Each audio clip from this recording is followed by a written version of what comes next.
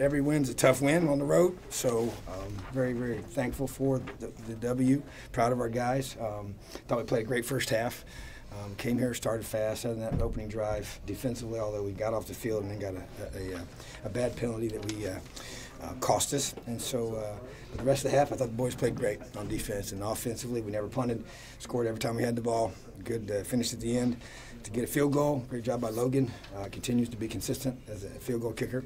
And then really challenged our guys at halftime to finish, and we did not.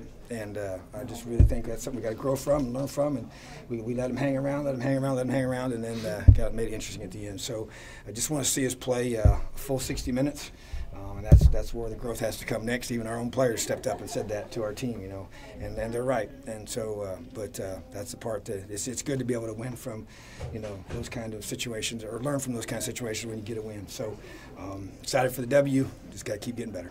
How would you describe the approach in the second half offensively? It just seemed like things were just we're trying to establish the run game more, and just didn't always execute. And we'll go look at the film. I don't want to sit here and critique all the calls right now, but still, to me, we got to score points. You get a chance to go up 31-7, and it changes the complexion of everything. And we knew that. Everybody knows that, and had several chances to do that and didn't do it. So obviously, you're trying to utilize the clock as much as you possibly can and be smart with that. But at the same time, you got to go play ball and go win the game. So not pleased with that at all. Has got to get addressed and fixed, and we'll look at that very closely. You talked about hanging on, but what's your rationale on not going for the field goal down there? Well, here's the thing. We've done this study for the last 2 years, and there's a study that you go through, and we have a whole scientific approach to how you manage a game. And the study shows us, and the study's based on history of games, that the difference between going up by 13 points or 10 points, it doesn't change anything. Okay, matter of fact, that even sometimes the other team, you say, well, all they got to do is kick a field goal, they can tie you. But when teams know all they got to get is 6 points and they get a touchdown to beat you, the 13 doesn't help you, the 14 does. Okay, and so we wanted to go up by 2 full scores. And so to me, the rationale was whether you're up by 10 or 13, it's a wash. And so we went for it. And at the end of the day, it worked out for us, but that's the rationale. Not do it again every time. Two things you said pre-game on the radio shows. You wanted to establish the running and get the ball downfield. How do you assess this? Well, we got the ball down the field at times. We took some shots more than this time, but I still want to continue to grow that.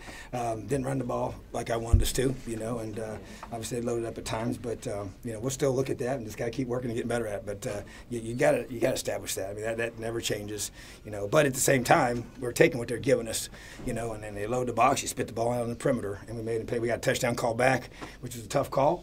So that was the 28 points at that point. We never got that back. Ended up getting the field goal. So that was kind of a tough deal. But at the same time, I just think that I want to establish the run. So that's what we tried to do in the second half, and didn't do a good enough job of that. How about the decision to go for it on 4th down? Yeah, I'll tell you what. That was my call. I said we came to win the game. I ain't coming here to try and fiddle around at the end. I believe in our offensive line. We did not call a freeze call. They jumped, and so therefore Peyton did what he has been coached to do. But we were going to run the ball and give him the ability to read it and get a first down, because we knew if we got the first down, the game was over. So I took the time out at the end, because once we got under 250, then we knew that they couldn't stop the clock. We just take a knee. So, it was a gamble. There's no question. But, like I said, we came to win. The injury situation, could those guys maybe have gone if needed, or was it just kind of a close call? Yeah, it was close. We thought they could, and then as the week progressed and moved along, it got less likely, and it was just like, hey, you know what, it's probably best to hold them. And so, they actually, they didn't play, obviously. And so that took away 2 of our top receivers, But, hey, the other guy stepped up and made some big catches, and thought 15 did some good things, 6, 86, 80, all those guys did some good job. And get, unfortunately, Fry got his touchdown called back, but he showed some juice there and his speed. But team effort there and the receiver core, those guys rose up, and I'm proud of them. Concerned about Stevie Scott putting the ball on the ground? Yeah, and the play before, he kind of bobbled a little bit and put it on the ground the second time. Yeah, in that situation, you just can't do that. It's inexcusable. So that's why he, took him out after that. And what about Damian Willis? That Yeah, just Big penalty. Yeah, huge. I mean, it's really bad, and so that's why his playing time was affected after that. So he's one of our older guys. We got a bunch of young guys on defense, and he's not one of them. So that was just a bad decision on his part. I didn't think the other one was legit, but his was, and that was we call those stupid penalties. So we have an accountability system for those kind of penalties next week, and he'll be a part of that. Some guys had to step up on defense with the secondary. Mm-hmm. Any thoughts on how Jamar played? Yeah, how about Jamar getting that pick? I gave him the game ball. He's a true freshman. A week ago, the guy was fourth string, at that position.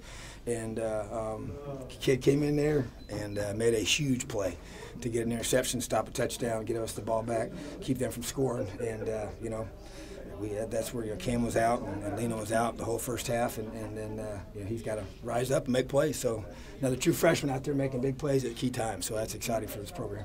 How When did amped you up was decide Marcel? about Ashawn?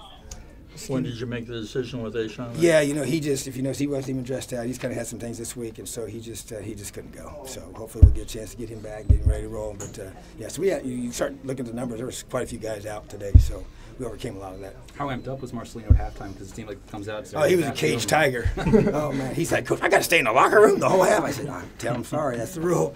So he's pacing and everything. So we had to sign somebody to him just to make sure he didn't sneak out. But he was so ready to roll. And so, as a matter of fact, one of his coaches took him out. I said, why'd you take him out? He's been sitting in the locker room the whole half. Play him every play. So I put him back in there. But anyways, yeah, he's great. I love that kid. He cares a whole bunch. Is the plan now with Penix to redshirt him, or was there just not necessarily, just kind of the way the second half kind of played out. We just decided not to play him, and that decision hasn't been made for sure. But obviously, you're just trying to keep our options out there as much as possible. That's the key.